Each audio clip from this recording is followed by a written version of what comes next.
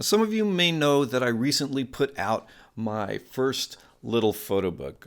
It's called Distant Karma. It's what a lot of people are calling zines these days. It's just a small, printed, self-published photo book.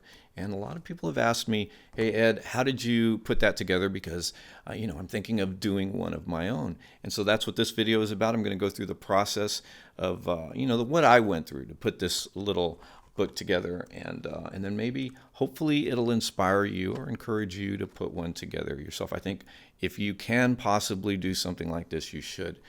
It's really been fulfilling for me to go through this process. I'm going to tell you a little bit about that, and then we'll get into exactly the technical parts about how I got this printed up. Now, my journey into making a zine actually began with the idea of creating a published, photo book. I'd been inspired by a lot of my photographer friends who had put out stuff using Blurb and other on-demand book publishing services. Of course, inspiration came from so many other good books and monographs by photographers that I really admire and respect. It's just stuff that I would see browsing through the second floor of the Strand, and I'd see things like Todd Heidel's work in particular really captured my imagination. So I'd say around 2014, I started to review a lot of my work going back several years to see if I could put together a collection of images that could form a sort of open narrative. And what I did was, and I'd seen other photographers do this in documentaries,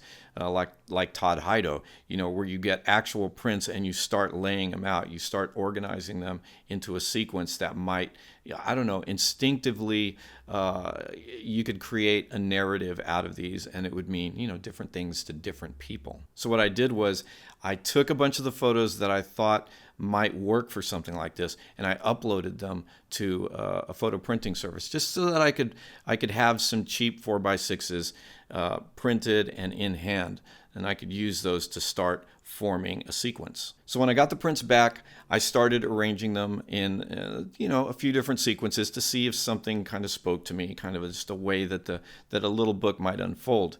And I got pretty close to finishing, pretty close to what I thought might be a good little book. But then everything stopped. And I mean everything. The reason everything stopped is because on January 21st, 2015, a day I'm never going to forget, while we were on our way back from the city into New Jersey, we got an email from the management office at our apartment building saying to all residents, there's been a small fire. It wasn't a small fire. It destroyed hundreds of units.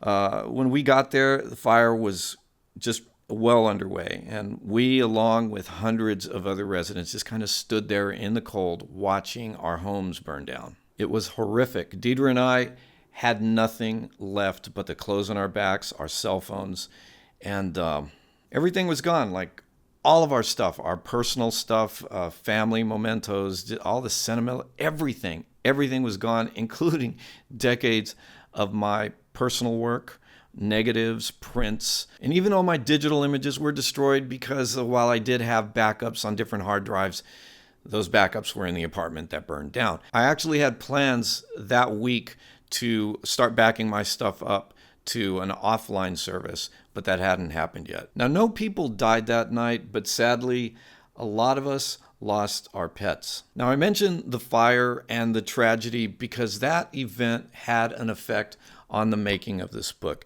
Certainly on the timeline, but there are also pieces of that event in this book. For example, here's a picture of my dog Jack, who died in the fire.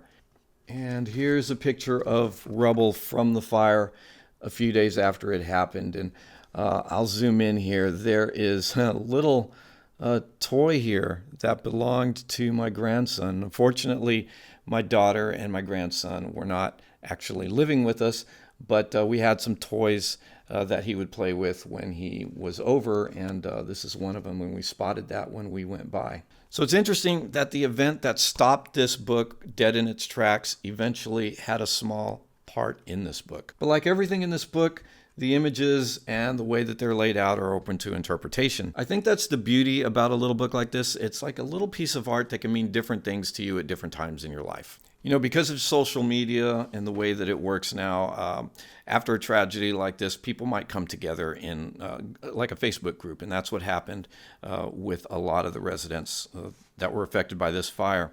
And while we weren't active in that group, we kind of monitored what was going on with other people. And it certainly was disruptive to people's lives. I mean, everybody has a different reaction to something like this, to a tragedy like this. There were some people who just wandered around and didn't change clothes for days. There were some people who were living in their car for a while. Others that were originally from another country just decided, hey, I've had enough, and they picked up and they moved back to their home country. Relationships broke up. Like I said, it can be very disruptive. It's really no wonder how something like that can derail a project like a photo book. When you're just trying to piece your life back together, when you're trying to figure out how you can go from nothing back to something again. So yeah, a tragedy like this can derail you, and you're piecing your life back together and you're trying to get things in motion again. It can take a little while for you to get back to those passion projects that you were working on, and that's what happened here. Fast forward a few months ago, I'm listening to a podcast. It was the Analog Talk podcast, and they were interviewing a photographer by the name of Daniel Rodriguez. Now, this guy was talking about a zine that he had put together, and I started getting curious. Well, what is this zine thing? And it turns out it's just another name for a small photo book, a self-published photo book. And I got really excited about this, and I thought, you know what? This is my wake-up call. I'm going to get back to my project.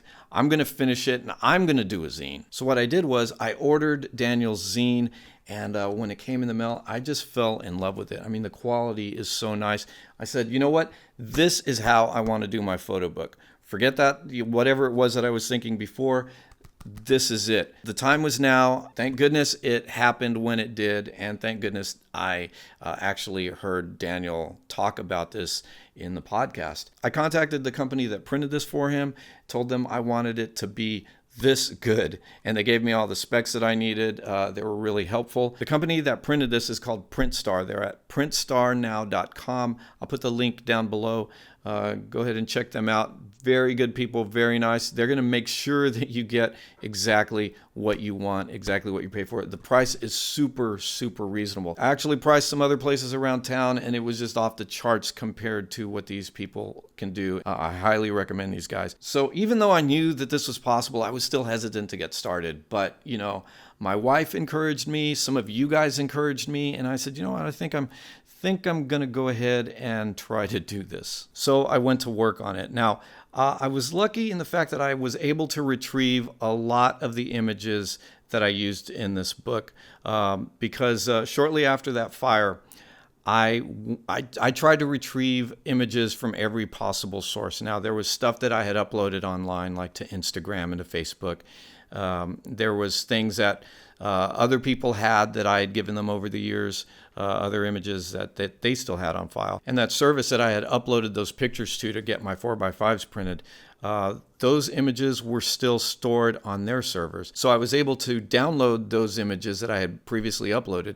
I downloaded them back onto my computer, and I even ordered a duplicate set of prints because, of course, those other prints had burned in the fire. I even recently found some old prints in my dad's house that I didn't know that he was keeping for me. He had a few stacks of old negatives and prints, and so I didn't lose as much as I thought I did. I mean, I lost what I lost, but he had some other stuff that I had done from my younger days. One in particular is this. This is a print that he had stored away somewhere. This is an image that I took and I printed in my own darkroom around the age of 13 or 14, and it just seemed really appropriate, to use this as the back cover of the book. And I think it's actually really interesting because it clues me into, like, you forget some of the pictures you took, especially when you first started out. This kind of clues me into the fact that I had a certain aesthetic, even going back to those very early days of my photography. So I struggled with, the idea of what this book should be, what it should say, and how it shouldn't be, just a short story that I could tell myself, but how it should be a universal story. And I eventually just let the pictures move into an order of their own. And, really, I think it was a way for my subconscious to create a narrative by just letting the pictures kind of fall into place. Now, I used Adobe InDesign to lay out the pages according to the specs that I got from the printer. What I did was I first converted the images to CMYK color and dropped them into the layouts. And when I was done with the arrangement of the layouts, I exported everything to PDF. I printed a copy of the layouts. Next, I ordered a single copy from the printer. This was sort of a personal proof to see if I'd like it in finished form. And man, I was like very happy with it. I was blown away. So I committed to an actual run. And in just a few days, my copies were delivered via UPS. And again, I have to say that the printing is great. The product just feels really good in your hands. I mean, I really do like this. So for people who are asking, Ed, how did you make your zine? How can I make a zine? This is how I did it. I put myself into it. I made this mean something to me, and I knew that if I was honest about it, it might resonate with other people too. Then I printed it, and that's how I made a zine.